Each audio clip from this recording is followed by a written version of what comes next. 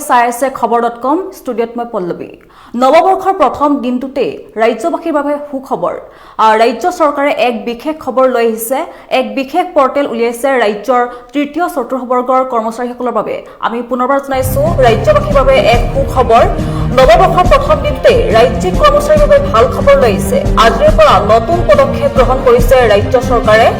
ৰাজ্যৰ তৃতীয় চতুৰ্থ বৰ্গৰ কৰ্মচাৰীৰ বাবে এই সুখবৰ পাৰস্পৰিক বদলীকৰণৰ সুবিধাৰ বাবে পৰ্টেল মুকলি কৰা হৈছে স্বাগত সতীৰ্থ নামৰ পৰ্টেলৰ জৰিয়তে এতিয়াৰে পৰা ল'ব পাৰিব বদলীকৰণ আজিৰ পৰা কৰ্মচাৰীসকলে পৰ্টেলটোৰ জৰিয়তে কৰিব পাৰিব আবেদন সামাজিক মাধ্যমত এই কথা ঘোষণা কৰিছে মুখ্যমন্ত্ৰী হিমন্ত বিশ্ব শৰ্মাই আমি পুনৰবাৰ জনাইছো নৱবৰ্ষৰ প্ৰথম দিনটোতে ৰাজ্যিক কৰ্মচাৰীৰ বাবে আহি পৰিছে এক ভাল খবৰ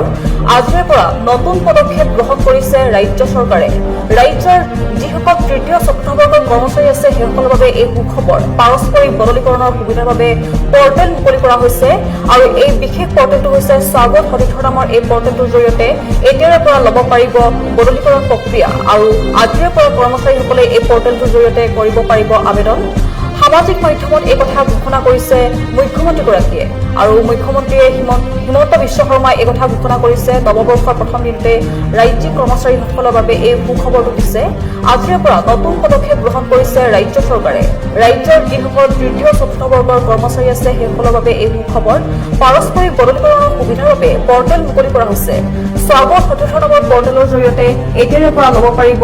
বদলীকৰণ আৰু আজিৰ পৰা কৰ্মচাৰীসকলে পৰ্টেলটোৰ জৰিয়তে কৰিব পাৰিব আবেদন সামাজিক মাধ্যমত এই কথা ঘোষণা কৰিছে মুখ্যমন্ত্ৰীগৰাকীয়ে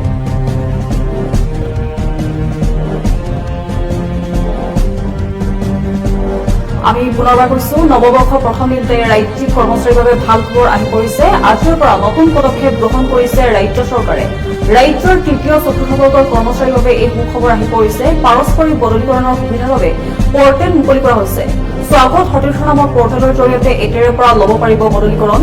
আজিৰ পৰা কৰ্মচাৰীসকলে পৰ্টেলটোৰ জৰিয়তে কৰিব পাৰিব এই আবেদন সামাজিক মাধ্যমত এই কথা ঘোষণা কৰিছে মুখ্যমন্ত্ৰী হিমন্ত বিশ্ব শৰ্মাই উল্লেখ্য যে এই কথা সদৰি কৰি মুখ্যমন্ত্ৰীগৰাকীয়ে কৈছে ৰাজ্য চৰকাৰৰ এই পদক্ষেপৰ ফলত ৰাজ্যিক কৰ্মচাৰীসকলৰ এক দীৰ্ঘদিনীয়া দাবী পূৰণ হ'ব লগতে মুখ্যমন্ত্ৰীগৰাকীয়ে কয় যে এই ব্যৱস্থা কৰ্মচাৰী কল্যাণৰ এক নতুন অধ্যায় আখ্যা দিছে